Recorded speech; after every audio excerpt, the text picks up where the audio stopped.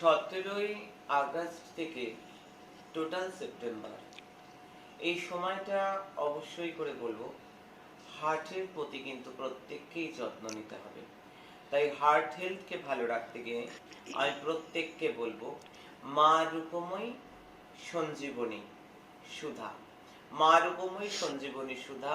যাদের হার্টের কোনো রকম সমস্যা রয়েছে, যাদের হার্টে কোনো রকম ট্রাবল আছে, কোনো রকম ব্লকেজ রয়েছে, ডাক্তার রয়েছে, তারা স্বয়ং ভগবান।